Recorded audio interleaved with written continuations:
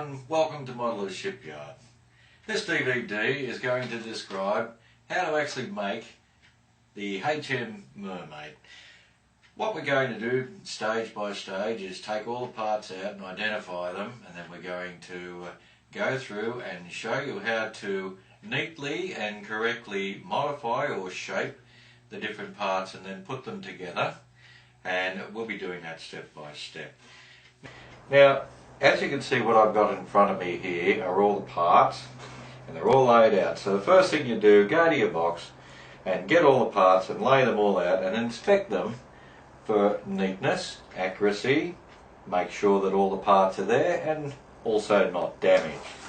Also in your box you'll have your instructions in there, and go through those and make sure that they're in good order, because we're going to be using those step by step as well as working with the DVD. Right, so what we've got all the frames in now. They're all nice and glued up. Be a little bit careful of this transom. It does sit proud, you might knock it, but I think we'll be right. Now what we've got to have a look at is to make sure that they're nice and flat this way as well. So I just grabbed myself a bit of sandpaper with a bit of a pad and back and forward at an angle so you cover the whole of the frames, and you will find that that will then become very flat. And there we have it. There's the first layer of planking on the first plank on either side. Now if you have a look there, there's a good checking point to make sure that these two are nice and even. And then have a look at the back end, that they're even there, and they've got to line up somewhat like that. Then you can just see where we're up to now, and that gap is all nice and even right along there, and the planks are starting to close up. It's just now a matter, I think we've got another 3 planks to go, possibly 4, and that gap will close, and then we'll continue on with exactly the same technique and complete the first layer of planking.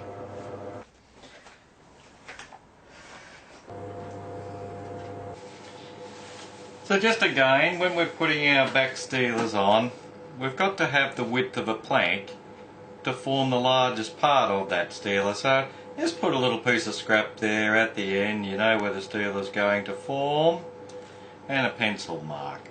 So when you go to lay it, you know that you have to lay that top edge on that pencil mark, and that'll give you the maximum for a steeler. So the areas are now closing in rather well. We've got our tape measure and keeping the eye on what's happening, and we can notice that we still need some tapering off the front of the boat. So we'll do that as we go, and we'll know exactly how much to take off by the tape measure.